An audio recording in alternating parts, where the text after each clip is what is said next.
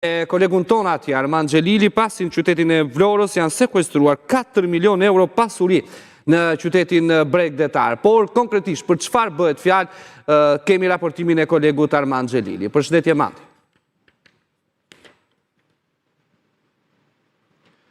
Përshëndetje, në fakt sikur se tha dhe ju, Prokuroria e Vlorës ka vendosur në sekuestro një pasuri me një vlerë totale prej 4 milion euro, gjë që për të cilin përket familjes Canaj. Hetimi i prokurorisë, i cili ka nisur që prej vitit 2023, mbi veprën penale falsifikim i dokumentave dhe pastrim parash, ka bërë të ditur se po hetohet 91 vjeçari Pelivan Canaj dhe i biri Fatos Canaj. Sipas prokurorisë, pasuritë të tilla janë përfituar nëpërmjet falsifikimit të dokumentave apo edhe nëpërmjet veprimtarive kriminale. Gjë që për të cilën prokuroria ka sekuestruar në total 12 pasuri të ndryshme ku bëhet me dije se janë sipërfaqe trull, garazhe, dyqane, por edhe pallate. Ajo çka më konfirmoi burime pranë prokurorisë së Vlorës bën me dije se prej vitit 2023 janë nisur disa hetime për dy pallate, në të cilën janë ndërtuar një në afërsi të rrugës së Portit, por edhe një në konsullatën italiane në zonën e Lungomares nga familja Canaj. Megjithatë, hetimet e pallatit të dytë të familjes Canaj, gjë që për të cilën nuk janë vetëm ata ortak, por janë edhe disa ortak të tjerë, prokuroria ka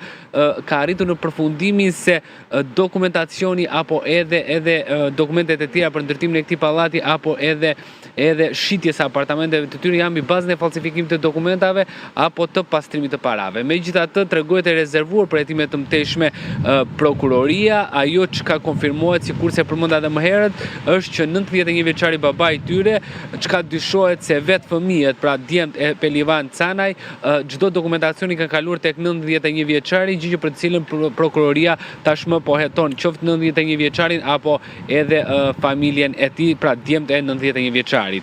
Ajo, sikurse përmenda, janë apartamente, janë garazhe, janë njësi sipërfaqe, troje edhe të tjerë. Gjithashtu janë njësi me sipërfaqe 324 metra, 318 metra, pronë këto në emër të Fatos Canaj. Çka Fatos Canaj është djali i Pelivan Canës dhe nisur nga hetimet e 2023-shit, ditën e sotme është vendosur sekuestro për këto pronat të familjes Canaj. Pra, ka akuza edhe për pastrim parash, por edhe për falsifikim të pronave, apo jo?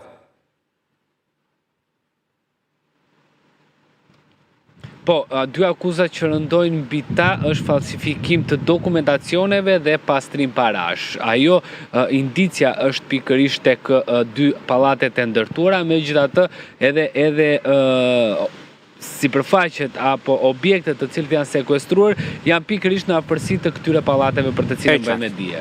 Faleminderit, Mandi, për gjitha këto informacione që na përcollën nga Vlora. Kthehemi